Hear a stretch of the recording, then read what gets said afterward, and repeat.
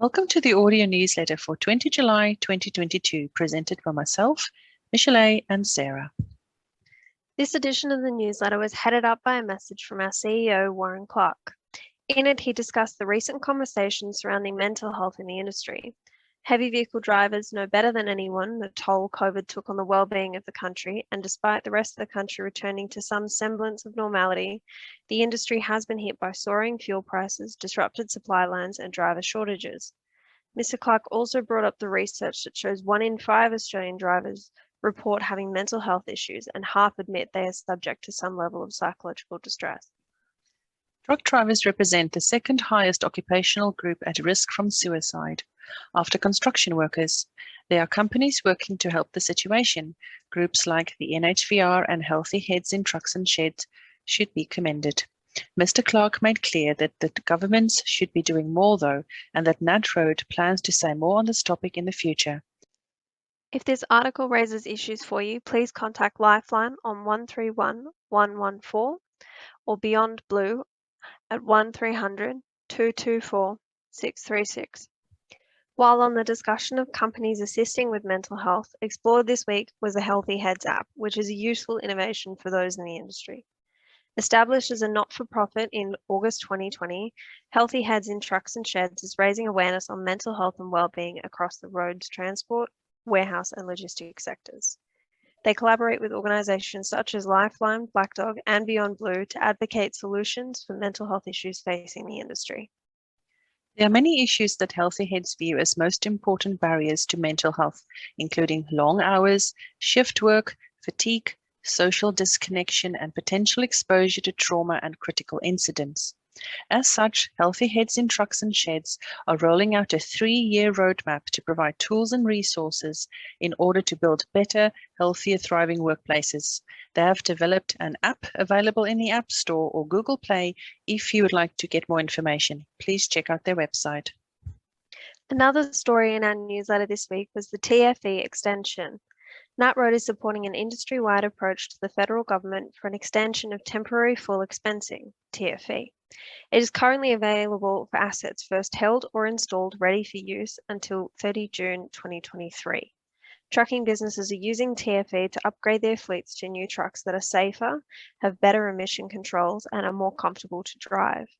Due to continuing disruption to global supply chains, however, truck suppliers face long lead times in delivering orders, with blowouts from 8 to 12 weeks to 24 months in some cases. Many trucks ordered now in the expectation that they will be eligible for TFE will not be ready for use by the 30 June 2023 deadline. The industry is seeking a 12-month extension to the delivery timeline for truck and trailer orders placed by 30 June 2023 or held, used, or ready for use by 30 June 2024. NatRoad policy is that to encourage the purchase of new trucks, this incentive or something similar should be made permanent. The next story of our newsletter relates to research NatRoad commissioned earlier this year to understand public perceptions of our industry and found some interesting takeaways to share. One is that women motorists have higher awareness of trucks than men. 93% of women and only 85% of men say they are aware that a truck driver may be unable to see their car when sharing the road. 88% of women and 80% of men make a habit of being on the inside of a turning truck, while 85% of women and 80% of men show slightly higher respect for the size of a heavy vehicle. The place where the opinions meet is that 92% of both men and women are in support for truck awareness being a part of driver educations and license testing. Don't get caught on long-distance annual leave loading was an article of this newsletter urging members to pay attention to the new transport awards updated as of the 1st of July 2022. Emails have been sent to members with full details as well as articles on our website about the changes to the awards. One question that has popped up more than once is why long-distance drivers get a 30% annual leave loading when those employed to do local work and most other award-based occupations get 17.5%. The annual leave loading is an additional amount that is paid to transport employees when they take annual leave.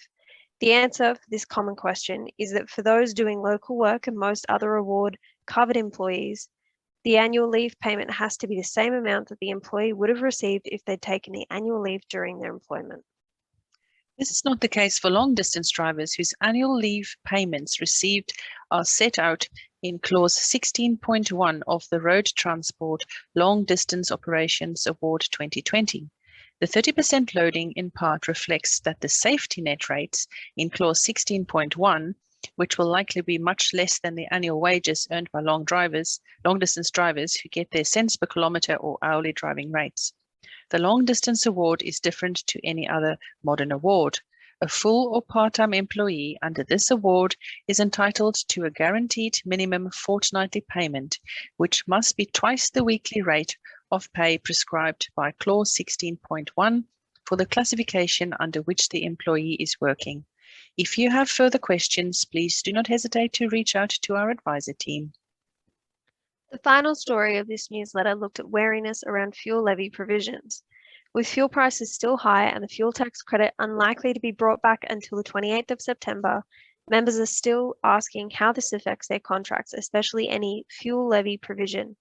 A fuel levy clause sets out a base price for fuel and process that will be used as a benchmark for fuel pricing. It's not a compulsory part of the contract and should follow on from negotiation about contract terms. Regularly viewing contracts should be business as usual for NatRoad members. NatRoad advises that the terms of the fuel levy should be clearly included in the contract to ensure certainty, and members should try an example calculation to make sure the formula works before signing contracts. As always, NatRoad's communications are intended to provide information and should not be relied upon as legal advice. The original instrument should be checked. If you have questions regarding any of our articles, please feel free to contact us by email at info@natroad.com.au or by calling us at 1-800-272-144. This newsletter is proudly sponsored by our Platinum partner, Ampol.